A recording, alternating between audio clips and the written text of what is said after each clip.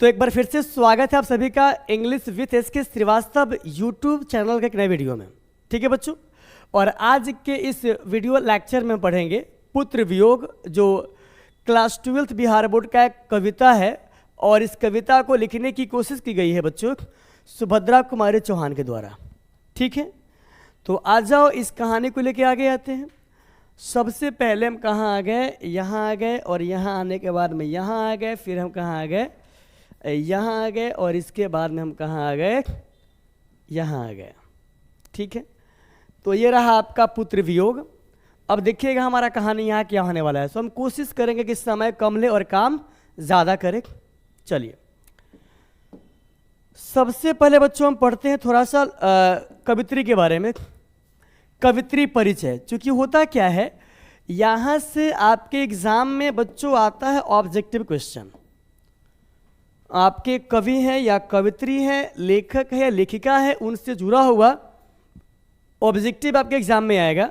तो इससे होगा क्या कि अगर ये आपको याद रहेगा तो पढ़ने में उस ऑब्जेक्टिव को सॉल्व करने में किसी प्रकार का समस्या आपको नहीं होगा। तो एक झलक आप इसको देखिए, बाकी आप खुद समझदार हैं।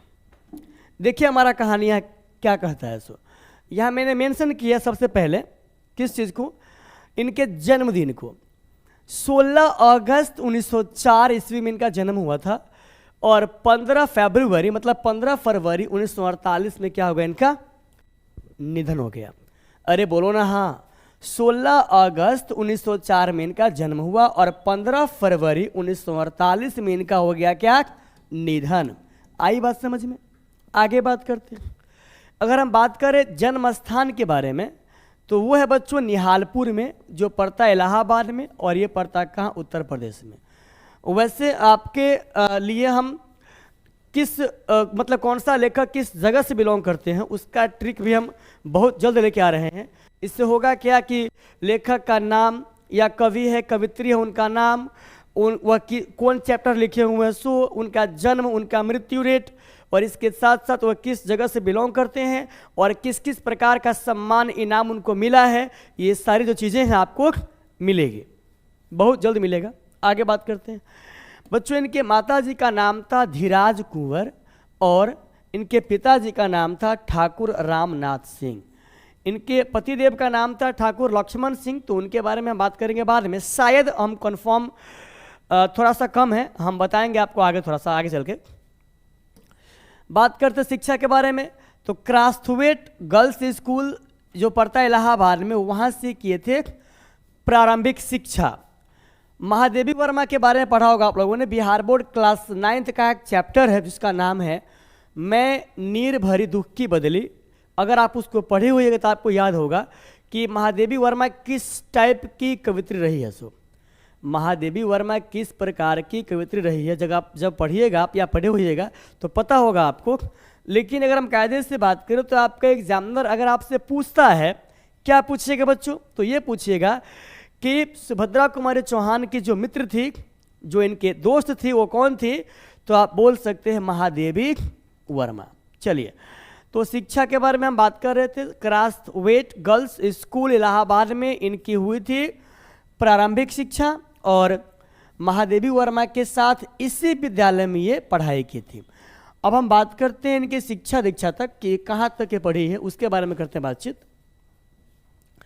तो 9वीं क्लास तक की पढ़ाई की, और उसके बाद असहयोग आंदोलन में क्या की बच्चों, भाग ले ली। अगर हम बात करें इनके कर्म क्षेत्र के बारे में, तो समाज सेवा और राजनीति, समाज सेवा और राजनीति, ये दो रहा इनका कर्म क्षेत्र। ठीक है बच्चों, अब थोड़ा सा इस कहानी को लेकर हम आगे आते हैं। तो यहाँ मैंने क्या लिखा, यहाँ मैंने कायदे से कोशिश किया एक छोटा सा काम करने का। वो हमारा क्या कहता है, कृतियाँ। मुकुल कविता संग्रह है जो पब्लिश हुआ है 1930 में, और हम उसी मुकुल से इसको लिया भी गया है, मतलब कि इस चैप्टर को। इसके बाद बच्चों क्या है, त्रिधारा, मुकुल, त्रिधारा, बिखरे मोती, ये कहानी संग्रह है। सभा के खेल, ये सब रहा इनका कृतियाँ, मतलब किया गया कार्य। बात करें अगर आपसे इसके पुरस्कार के बारे में, तो मुकुल पर 1930 में हिंदी साहित्य में शेक्सपियर पुरस्कार से इन्हें क्या किया गया था, नवाजा गया था। किनको? सुभद्रा कुमारी चौहान को। आई बात समझ में? कहने सर हम उसमें देख रहे हैं, इसमें नहीं देख रहे हैं। कहाँ देख रहे हैं? आगे बात करते हैं बच्चों। इस कहानी को अगर हम आगे लेके आ जाए तो हमारा कहानी क्या कहता है, अब आप इन कर गए इस चैप्टर में, तो आ जाओ कायदे से बात करते हैं। सबसे पहले एक छोटी सी बात आप ये समझिएगा कि आपके क्लास 12th के एग्जाम में आपका एग्जामिनर आपसे पूछता है एक्सप्लेनेशन, जिससे आप कायदे से क्या बोलते हैं बच्चों, व्याख्या करें। जैसे क्लास 10th में आपने पढ़ा होगा कि ऐसे ही बच्चे आगे चलकर गुंडा, चोर और बदमाश बनते हैं। इस प्रश्न का या इस पंक्ति का सप्रसंग व्याख्या करें, तो आप वहां पर लिखते हैं कि प्रस्तुत प्रश्न विष के दांत शीर्षक पाठ से ली गई है, जिनके लेखक नलिन बिलोचन शर्मा जी है। वे इस प्रश्न के माध्यम से कहना चाहते हैं कि जब गिरधर का बेटा मोहन रथा मदन आए ना बहादुर के कहने नहीं है ये, समझे। गिरधर का बेटा जो रहता है मदन, वह सेन साहब का जो होता है ड्राइवर, उसको मारने के लिए झपटता है, तो वहां पर उस मौके पे आकर के बोलता है, सेन साहब बोलते हैं कि ऐसे ही बच्चे जो है आगे चलकर गुंडा, चोर और बदमाश बनते हैं। तो ऐसा आपके 10th क्लास के शिक्षिका या शिक्षक, मैम या गुरुजी आपको पढ़ाए होंगे कि सप्रसंग व्याख्या कैसे किया जाता है। तो इसमें बात सामने ये आती है कि हमने जो यहाँ पे ये सेटअप किया है या जो व्याख्या मैंने किया है, तो एग्जाम के बेसिस पर ही किया है। अगर आप इसको कायदे से देखिएगा और अगर आपसे ये क्वेश्चन एग्जाम में पूछता है कि इस पंक्तियों का, इन पंक्तियों का व्याख्या कीजिए, तो आप आराम से ऐसे लिख सकते हैं, किसी प्रकार से डरने की बात, घबराने की बात। क्या बच्चों? डरने की, घबराने की, शर्माने की कोई बात नहीं, आप कायदे से आराम से लिख सकते हैं और मिलेगा आपको फुल मार्क्स। ठीक है बच्चों, देखिए हमारा कहानी क्या कहता है। हाँ, सबसे पहले हम चाहेंगे इसको स्टार्ट करने से पहले इस चैप्टर का जो थीम है, जो इसका विषय है, थोड़ा सा इस पर हम बात करें। बच्चों इसमें बात किया गया है कि जब कोई माँ अपने बेटा या बेटी, मतलब पुत्र या पुत्री, हालांकि इसमें बात पुत्र का है, जब कोई माँ अपने बच्चे से दूर होती है, दूर होना मतलब ये नहीं कि 1 दिन के लिए या 2 दिन के लिए, दूर होना मतलब ये कि उनके बेटे का डेथ हो गया है, उनका बेटा अब इस दुनिया में नहीं है। तो जब कोई, तो बच्चों इस चैप्टर के थीम के बारे में थोड़ा सा बात करते हैं, कहानी क्या है। तो इसमें हम किस टॉपिक पे बात करने वाले हैं। एक्चुअली इसमें ये दिखाया गया है कि जब किसी माँ का पुत्र मर जाता है, जब किसी माँ के पुत्र का डेथ हो जाता है, तो कितना उनको दर्द होता है, कितना उनको पीड़ा होता है। वो अपनी ममता को कहाँ दिखाएगी, अपने प्यार कहाँ लुटाएगी। या आप इस बात के बारे में भी जानते हैं अच्छे तरीके से कि 1 केजी का जो आपका ईंटा होता है, पत्थर होता है, वह 1 दिन के लिए आप अपने पेट पर बांध के देखिए बाहर से ही, शायद आपको बहुत ज़्यादा अनकंफर्ट फील होगा। लेकिन जो लेडीज, जो महिला, जो वीमेन जो है, जो महिलाएं 9 महीने तक अपने खून से सींचती है किसी बच्चे को, वह बच्चा लगभग जो है जब 2.5 केजी का, 3 केजी का होता है, तो उस बच्चे का जन्म होता है। और आप इतना समझ सकते हैं कि जब कोई माँ, मतलब कि जब कोई महिला मतलब कि जब कोई स्त्री पहली बार माँ बनती है, तो 248 हड्डी टूटने के बराबर उसको दर्द होता है। और इन तमाम दर्द को सहने के बाद जब उसका बच्चा दुनिया में आता है और कुछ क्षण के बाद या कुछ समय के बाद जब वह मर जाता है, तो इसके पश्चात कितना बड़ा दुख का, मतलब मुसीबत का पहाड़ टूट पड़ेगा उस महिला पर। इसी बात का व्याख्या जो है किया गया इस चैप्टर में। हालांकि यह चैप्टर जो है सुभद्रा कुमारी चौहान के जीवन से जुड़ा हुआ नहीं है, समझे। ऐसा नहीं है कि उनका बेटा मर गया हुआ है, समझे। अरे बोलो ना हाँ। लेकिन इसमें यह दिखाया गया है कि जब कोई माँ अपने बेटे को खो देती है, तो किस तरीके से, कितना उसको कष्ट होता है, कितना उसको दर्द होता है, किस तरीके से वो जीती है पागल बन करके, हमेशा उसका वेट करती है जबकि वो मर चुका है। उन्हीं चीज़ों के बारे में हम क्या करेंगे बच्चों, बात करेंगे। चलिए देखिएगा हमारा कहानी यहाँ क्या कहता है। आज दिशाएं भी हंसती है उल्लास विश्व पर छाया, मेरा खोया हुआ खिलौना अब तक मेरे पास ना आया। बच्चों, ये जो आपका खिलौना है ना, उनके बेटे के लिए बात किया गया है, कहा गया है। सारी जो दुनिया है वो एकदम मस्ती में है, हंस खेल रही है, पूरे विश्व पर जो है खुशी का माहौल है, लेकिन जो मेरा बेटा हमसे दूर हो गया है, अब तक मेरे पास न आया है। इस पंक्ति को आपको करना है व्याख्या। आई बात समझ में? तो कैसे करेंगे आप, सो देखिए। प्रस्तुत पंक्तियां सुभद्रा कुमारी चौहान द्वारा रचित कविता पुत्र वियोग से ली गई है, जिसमें उन्होंने एक माता के पुत्र खो जाने के बाद उसके मन की मार्मिक व्यथा या उनकी मन की व्यथा का मार्मिक चित्रण किया है।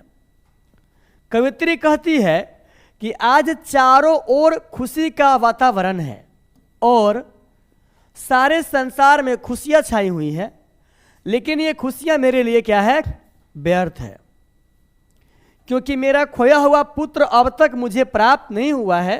अर्थात कवित्री के पुत्र का निधन हो गया है और यह अपना शोक जता रही है। अगर पूछेगा आपसे आपका एग्जामिनर, सीधा बोल सकते हैं आपकी प्रस्तुत पंक्तियां पुत्र वियोग शीर्षक पाठ से ली गई है या शीर्षक कविता से ली गई है, जिनके रचनाकार या जिनकी कवित्री सुभद्रा कुमारी चौहान है, और वे इन पंक्तियों के माध्यम से कहना चाहती है कि आज पूरी दिशाएं जो है हंस रही है, पूरे संसार में हर्षोल्लास का माहौल है, लेकिन जो मेरा बेटा है वह इस दुनिया से जा चुका है और अब तक मेरे पास नहीं आया है। आई बात समझ में? तो एक माँ का जो मार्मिक व्यथा है कि किस तरीके से अपने कष्ट को सहन करती है, सहती है अपने बेटे की मृत्यु के बाद, उसी के बारे में से बात किया गया है। आपको कायदे से एक एक बात को समझना है, बाकी आप खुद समझदार हैं। आगे कहता है बच्चों इसके बाद क्या, शीत न लग जाए, एक मिनट, हाँ बच्चों यहां पे क्या कहा गया है, कहता है शीत जानते हैं मतलब जिसको बोलते हैं आप ठंडी, शीत न लग जाए इस भय से नहीं गोद से उसे उतारा, और छोड़ काम दौड़ कर आई माँ कहकर जिस समय पुकारा। मुझे लगता है कि इस चैप्टर को बहुत ज़्यादा समझाने की आवश्यकता है ही नहीं, क्योंकि माँ की ममता के बारे में जितना बखान करेंगे आप वो अपने आप में बदतमीजी होगा उतना कम होगा, क्योंकि माँ एक ऐसा शब्द है जिसका जगह इस संसार का दूसरा कोई शब्द नहीं ले सकता है। अरे बोलो ना हाँ, इस बात को आप मानते कि नहीं मानते? बिल्कुल मानते हैं। तो देखिएगा हमारा कहानी यहाँ क्या कहता है। सो हमारा कहानी बच्चों यहाँ पर ये कहता है कि आप देखते होइएगा ठंडी के मौसम में अगर कोई भी स्त्री लेट नाइट स्नान करती है या कुछ अजीबोगरीब उसको कुछ खाने का मन करता है, लेकिन वह जानती है कि अगर हम इसको खाएंगे और इसका इम्पैक्ट हमारे बच्चों पर पड़ेगा तो उस काम को नहीं करती है। ये सही बात है। ठंडी के मौसम में खास करके देखिएगा आप वो अपना सब काम बंद कर देगी, आप पहले अपना बच्चा को संभाल कर रखती हैं, क्योंकि बच्चा शिशु होता है, छोटा होता है, अगर उसे कुछ हो जाएगा तो फिर समस्या हो जाएगी। और इसके बाद जब उसको रखती है और रख करके कोई काम करना चाहती है और एक बार भी वह बच्चा चिल्लाता है तो उसके मतलब कि यह आवाज़ जब माँ के कान में सुनाई पड़ती है तो माँ जो है सब काम छोड़ करके वापस आती है और वो ये चाहती है कि काम बाद में होगा, कोई दिक्कत नहीं है, पहले जो मेरा बेटा है उसका जो स्थिति है वो ठीक हो जाए। मतलब कि ठंड न लग जाए, शीत न लग जाए, इस भय से वह अपने गोद से भी उसको उतारती नहीं है। अब जो है अगर हम इसका व्याख्या करेंगे तो आप कायदे से लिख सकते हैं कि प्रस्तुत पंक्तियां पुत्र वियोग शीर्षक पाठ से ली गई है, जिनके रचनाकार या जिनके रचयिता कवित्री सुभद्रा कुमारी चौहान है, और वे मतलब कि इन प्रस्तुत पंक्तियों के माध्यम से कहना चाहती है, वे इस प्रस्तुत पंक्तियों के माध्यम से एक माँ के मार्मिक व्यथा का वर्णन करते हुए कहती है कि मैंने शीत न लगने के भय से अपने बच्चे को गोद से नहीं उतारा। जब भी वह बच्चा बोला माँ माँ या चिल्लाया तो हम सब काम छोड़ करके जो है आए उसके पास गए, लेकिन वह बच्चा जो अब मेरे पास क्या है नहीं है। आगे बात करते हैं हमारा कहानी क्या है। कहता है क्या, कहता है बच्चों, थपकी दे दे जिसे सुलाया, जिसके लिए लोरिया गाई। बच्चों को सुलाना जो है ना बच्चा पार्टी, उतना ईजी नहीं होता है। अगर आपके आसपास में कोई बच्चा होगा, उसका आप खिलाते हुए तो आपको पता होगा। और वो खास करके वैसे समय पर जगता है जिस समय आप काम कर रहे होते, कोई खास इंपॉर्टेंट वर्क आपका होता है, लेकिन उस कंडीशन में भी माँ सब कुछ छोड़ करके पहले अपने बच्चों को संभालती है और संभालने के तत्पश्चात अपने काम को करती है। वही बात यहाँ लिखा हुआ। कहता है क्या कि जिसके मुख पर जरा मलिनता देख आंख में रात बिताई। हम और आप जो है सिंसियर है, आप ऐसा बोल सकते सेंसिबल है, या आप ये भी बोल सकते हैं कि हमारे पास होश है। अगर हमारे साथ कोई कष्ट होगा, कोई समस्या होगा, तो हम अपनी बातों को अपनी माता पिता को, अपने समाज के लोगों को या डॉक्टर को बोल सकते हैं, तो वह हमारी समस्या का जो समाधान है, इलाज है, वो अच्छे से कर सकते हैं। लेकिन अगर कोई बच्चा चिल्ला रहा है, उसको कोई कष्ट है, उसको कोई दुख है, वह रो रहा है, तो उस बच्चा का जो मानसिक हालात होता है, जो उसकी टेंडेंसी प्रवृत्ति होती है, वह ऐसा नहीं होता है कि वह आपको बताए कि आखिरकार वह क्यों रो रहा है। उसके पेट में दर्द है, या भूख लगा हुआ है, या और भी कोई समस्या है, तो इसके कारण से माँ जो होती है, जब तक वह बच्चा सो न जाए या ठीक न हो जाए, तब तक वह सोती नहीं है, पूरी रात जग करके अपने बच्चों का ख्याल रखती है। और इसके बावजूद हम मानव जो है अपनी माँ को अगर कष्ट पहुँचाते, तो मेरे ख्याल से हमसे ज़्यादा, आपसे ज़्यादा गिरा गुजरा इंसान कोई हो ही नहीं सकता है। तो हम लोग केवल इसलिए नहीं पढ़ते कि एग्ज़ाम पास करना है, इन चीज़ों को अपने प्रतिदिन के जीवन में इसको इम्प्लीमेंट भी करना है, इसको अप्लाई भी करना है। अब आप इस कहानी को लेकर आगे आ जाओ।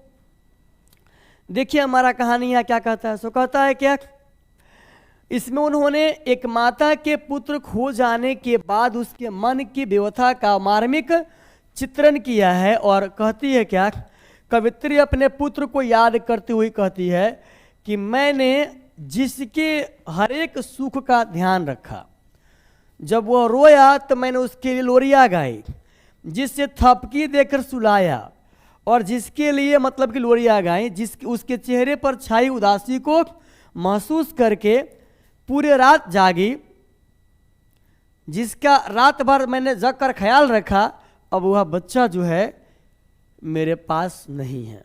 तो जाहिर सी बात है, जिसके लिए आप सब कुछ करते हैं और अगर वह नहीं होता है, वह होना न होना दो सेंस। एक होता है क्या कि है और आपको केयर नहीं कर रहा है, और एक होता है कि है ही नहीं, वह भगवान जी के पास चला गया है।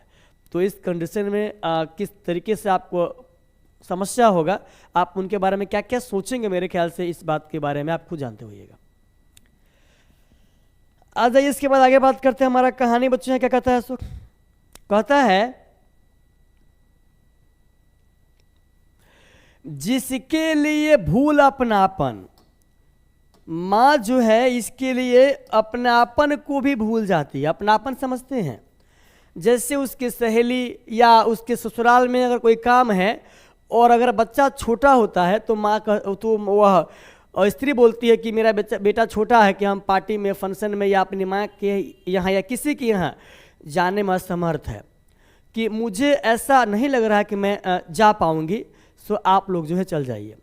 अपना रिलेशन, अपनापन सब कुछ खो देती है। वही बात कहा, मतलब यहाँ पे कहा जा रहा है, पत्थर को भी देव बनाया। कुछ भी होता है तो भगवान जी को पूजा करने के लिए जाती है। और आप जानते हैं कि मानो तो मैं गंगा माँ हूँ, न तो बहता पानी, सुना होगा आपने, कि पत्थर को देव बना करके, देव भगवान जी मान करके ये उनकी पूजा अर्चना करती है और उनसे प्रार्थना करती है कि मेरे बेटे को कुछ ना हो, इन्हें मेरा उम्र भी लग जाए, इस तरीके से। इसके बाद इसमें ये कहा गया है कि कहीं नारियल दूध बतासे, कहीं चढ़ाकर शीश नवाया। बच्चों यहाँ हमारा कहानी क्या कहता है, इसमें एक माँ के पुत्र के खो जाने के बाद उसके मन की व्यथा का मार्मिक चित्रण करते हुए कहती है कि कवित्री अपने पुत्र को याद करते हुए कहती है कि मैंने जिसके लिए अपने सारे सुखों को भुला दिया। आपको शायद इस बात के बारे में पता नहीं होगा या होगा भी कि जब कोई स्त्री माँ बनती है तो उसका 50% जो सुंदरता होता है वह खत्म हो जाता है, और पहले वाली जो शक्ति होती है वह नहीं रह जाता है, उसका बॉडी खोखला हो जाता है, इन तमाम चीज़ों को ध्यान में रखते हुए भी वह आपको एक नया जीवन देती है, और इसके बावजूद अगर आप अपनी माँ की बातों को नहीं मानते, इग्नोर करते, तो मेरे ख्याल से हम इसके बारे में क्या ही कहें। कहता है कि मैंने जिसके लिए अपने सारे सुखों को भुला दिया, पत्थर को देवता मानकर, जिससे नारियल, दूध और बतासे चढ़ाए, जिसके लिए मैंने दिवालियों में शीश नवाया, वो आज मेरे पास क्या है, नहीं है। जिसके लिए मैंने क्या नहीं किया, I think I have done everything for him. I prayed to my God, मैंने प्रार्थना की अपने ईश्वर से कि यह हमेशा खुश रहे, लेकिन ऐसा कुछ भी नहीं हो पाया। मेरे साथ ही ऐसा क्यों हुआ, ये सारी चीज़ें हैं। इसके बाद बच्चों इसमें ये कहा गया है, कहता है क्या कि कहता है फिर भी कोई कुछ न कर सका। भाई साहब, भगवान जी के सामने किसी का कुछ चलता है क्या? अगर मैंने गलती किया है, आपने गलती किया है, तो इसको इम्प्रूव किया जा सकता है, इसको सुधारा जा सकता है।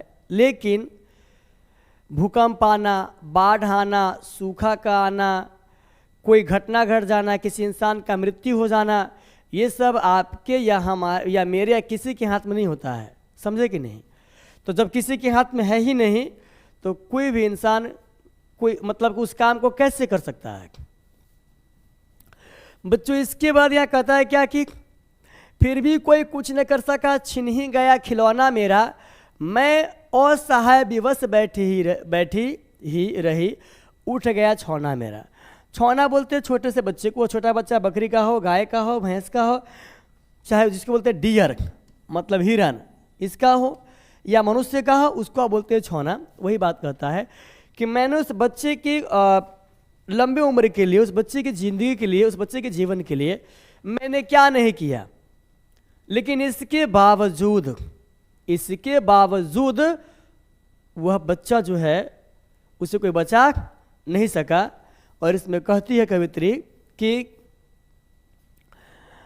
कवित्री अपने पुत्र को याद करती हुई कहती है कि मेरे द्वारा की गई पूजा अर्चना दुआएं कोई भी काम नहीं आई। भाई साहब, जब मौत आएगा ना, तो आपके सामने बचाने वाला कोई नहीं होगा, कोई नहीं आई, कोई भी मेरा कुछ नहीं कर सका, और मेरा हृदय का टुकड़ा मुझसे छिन ही गया, और मैं आज असहाय और विवश जो है, यहाँ होगा विवश, बैठी हूँ, और मेरा नन्हा बच्चा और मेरे आंखों के सामने ही क्या हो गया, भगवान का प्यारा हो गया। खास करके आप देखते होइएगा बच्चों कि जब किसी भी इंसान का डेथ होता है, मृत्यु होता है, तो महिलाएं जो हैं वह शमशान घाट में नहीं जाती है।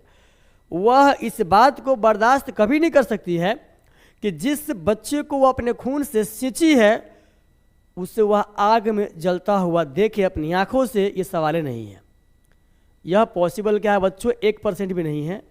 और इसी बात को यहाँ ध्यान में रख कर कहा गया है कि वो देखती है कि मैंने अपने बच्चे की कुशलता के लिए क्या नहीं किया। इस सब के बावजूद मेरा बच्चा मेरी आंखों के सामने अपना दम तोड़ा, और उसके लिए कोई कुछ नहीं कर सका कि अब मैं किस पे विश्वास करूँ, अब मैं क्या करूँ कि वह मेरा जो बच्चा है पुनः वापस आ जाए। लेकिन आपको पता है कि मौत शायद कितना प्यारा दोस्त है कि जिस किसी भी इंसान को इस मौत से एक बार मोहब्बत होती है, वह दोबारा वापस नहीं आता है। इस बात के बारे में जानते हैं आप बच्चों। इसके बाद कहता है क्या कि तरप रहे हैं विकल प्राणी। अगर आप अपनों से बिछड़ते हैं, आप सुनिए, आपको अपनों की कमी महसूस जानते कब होती है? उनसे बिछड़ने के बाद। हालांकि माँ के साथ ऐसा नहीं, इनके साथ आप बिछड़ो चाहे नहीं बिछड़ो, आपके बारे में यह हमेशा सोचती है। कहता है क्या कि तरप रहे हैं विकल प्राणी, मुझको पल भर शांति नहीं है, वह खोया धन पा न सकूंगी, इसमें कुछ भी भ्रांति नहीं है। तरप रहे हैं ये मेरा विकल प्राण, मुझको पल भर के लिए भी शांति नहीं है, और वो जो मेरा संतान, जो मेरा धन था, मैं उसको पा नहीं सकूंगी। पता नहीं इसके बावजूद भी मेरे मन में क्या चल रहा है। हम इस बात को जानते हैं कि जिस किसी इंसान का डेथ एक बार हो जाता है, वह दोबारा वापस नहीं आता। In spite of it I always think about him that when he will come again.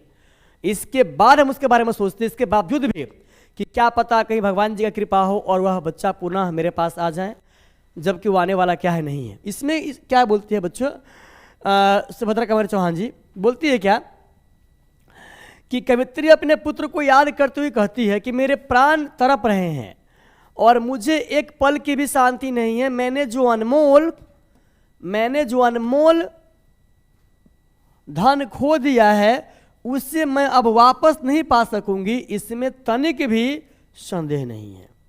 समझे? मरा हुआ इंसान दोबारा वापस कभी नहीं आता है।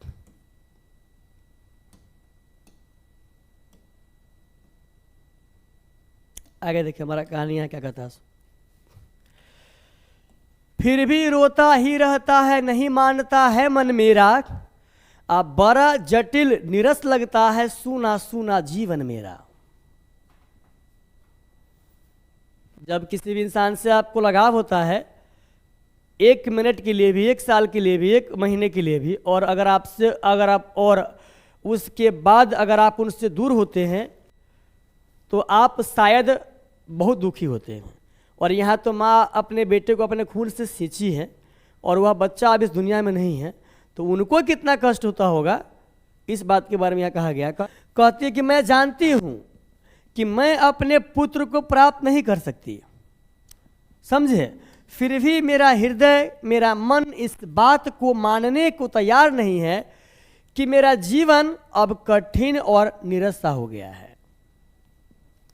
इसमें सुभद्रा कंवर चौहान कहती है कि मैं इस बात को जानती हूं कि जिस किसी इंसान का डेथ एक बार हो जाता है वह दोबारा वापस नहीं आता है, लेकिन इसके बावजूद भी मुझे ऐसा क्यों लग रहा है कि मेरा जो जीवन है अब कठिन हो गया है, निरस सा हो गया है, और शायद यह संसार मेरे लिए अब जो है आप जानते हैं तुच्छ हो गया है। मतलब हम जी करके क्या करेंगे, अब हम किसके लिए जिए, किसके लिए क्या करें। इसके बाद अब ये रहा आपका नेक्स्ट पैराग्राफ, स्टेंजा उसको बोल सकते हैं आप। कहता है यह लगता है एक बार यदि पल भर को उसको पा जाती, जिससे लगा प्यार से सर सहला सहला उसको समझाती। कभी अकेले में जाके इसको पढ़िएगा तो हमको लगता है क्या कि कभी आप नहीं चाहेंगे कि आप अपनी माँ से दूर हों। इसमें कोई शक की बात नहीं है। जो इंसान मर चुका है उसके बारे में फिर से सोचती है कि अगर एक पल के लिए भी मेरे सामने मुँह आएगा तो हम जी का मतलब तो इसका मतलब होता है मन, समझे, जी से लगा प्यार से सर और सहला सहला उसको समझाती कि मेरे भैया, मेरे बाबू, कि अब मुझसे दूर मत जाना। तुमको शायद यह पता नहीं है कि बिना बेटे की माँ का जीवन कैसा हो जाता है। सो मेरे दुख, मेरे दर्द को समझो कि अब मुझसे दूर जो है मत जाना। कहती है कि मैं अपने पुत्र को एक पल के लिए भी पा लेती तो उसे जी भर कर प्यार करती और उसे समझाती कि वह अपनी माँ को यूं छोड़कर ना जाए, लेकिन अब उसको पाना संभव नहीं है।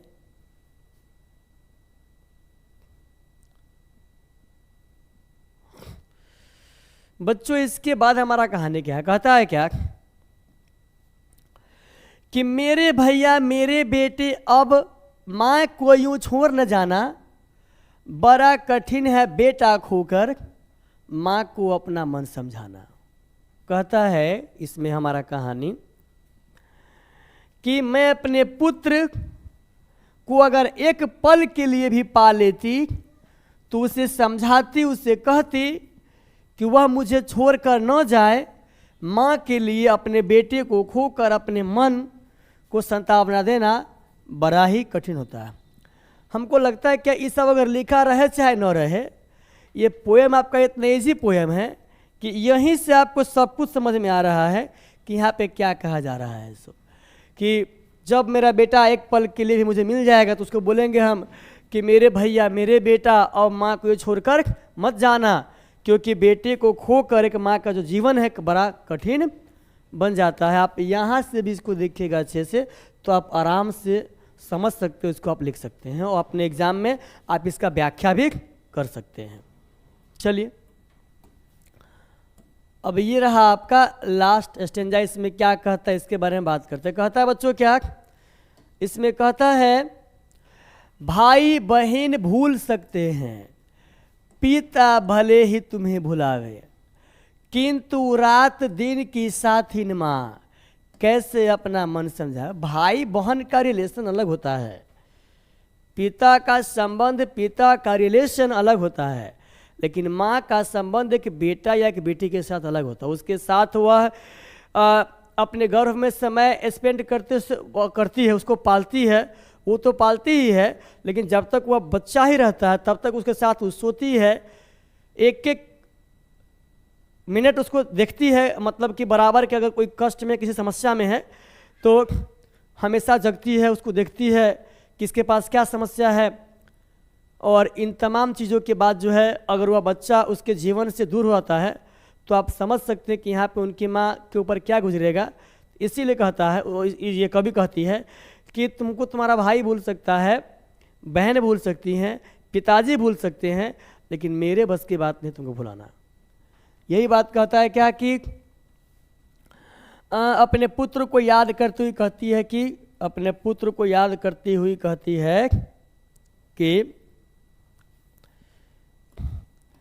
भाई बहन तुम्हें भूल सकते हैं, तुम्हारे पिता भले ही तुम्हें भूल जाए, लेकिन एक माँ जो दिन रात अपने बच्चे के साथ रही हो वो कैसे अपने मन को समझा सकती है।